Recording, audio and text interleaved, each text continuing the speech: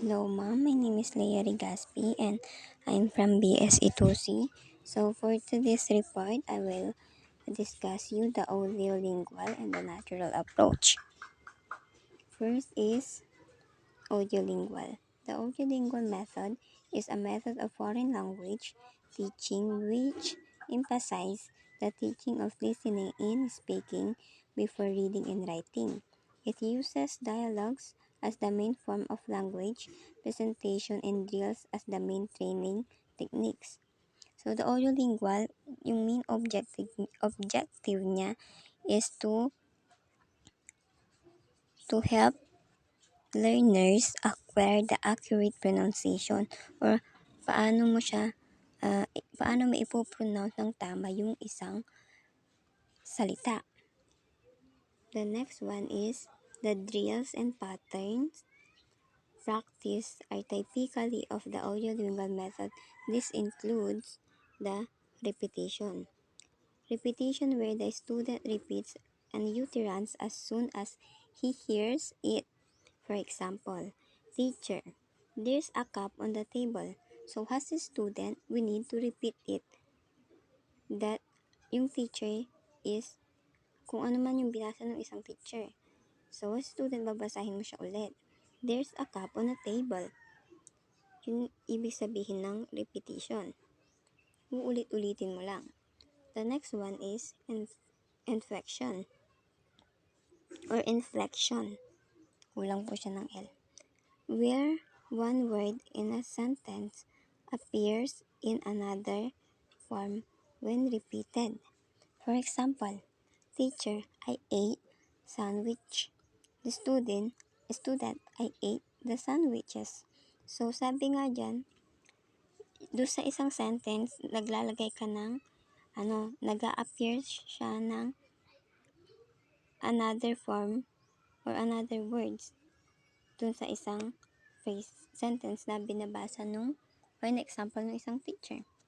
The next one is the replacement, where one word replaced by another. For example, teacher, he bought the car for a half price. So, ikaw, dahil nga replacement yon, so kailangan mong dagdagan yung sinabi ng isang teacher. So, as a student, he bought it for a half price. So, yung the, pinalitan niya ng it. Yung car, hindi niya na nilagay. So, kasi dyan, ang sabi niya, replaced by another, one word replaced by another.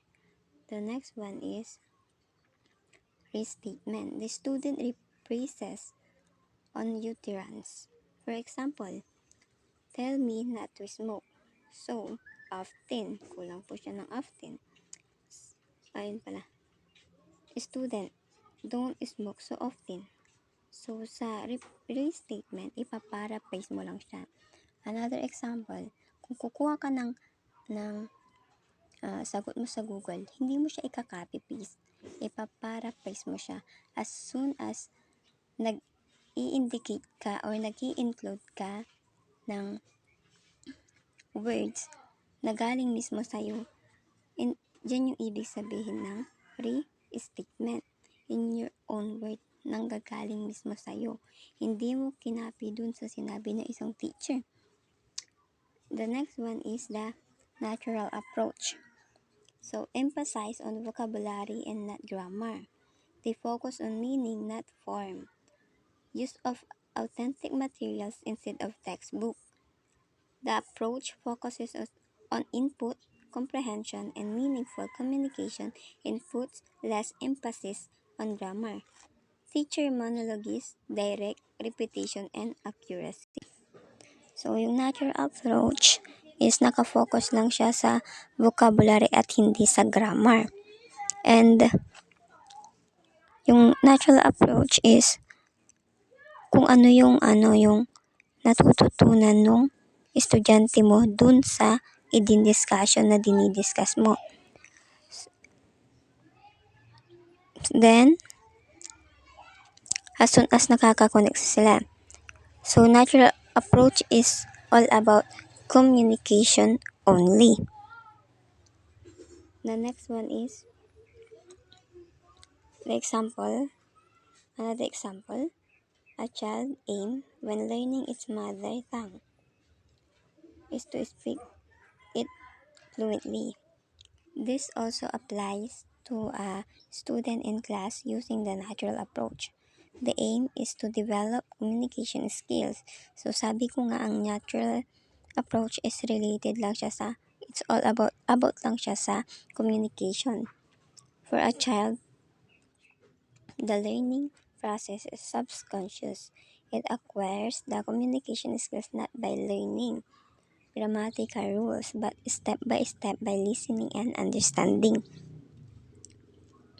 So, types of activities na kailangan ng isang estudyante sa discussion, games, and dialogues or group activities. After the discussion, magpapa-group activities yung teacher. 'Di ba? So, after discussion, yon activity na. Then, for example, yung recitation. Kung talaga naintindihan ng isang student, yung mga i-discuss mo, masasagot niya ng tama in her own word yung tanong mo. Kasi nga, nakinig siya dun sa diniscuss mo. The next one is the stages of natural approach. The first one is the reproduction stage. Is the development of listening comprehension skills.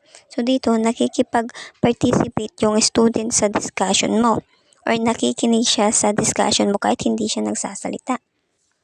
The second one is the early reproduction stage. It's usually marked with errors as the student struggles with the language. The teacher focuses on meaning. So, yung learners answered question with a single word and short phrases.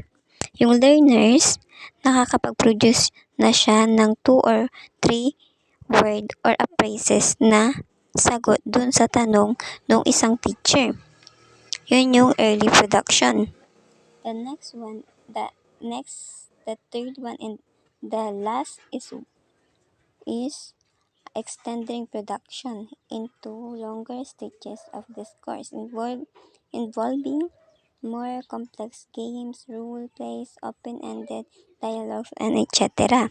So, the learners dapat ini-involve niya yung sarili niya na makilahok dun sa role plays, games, and activities na ipapagawa mo.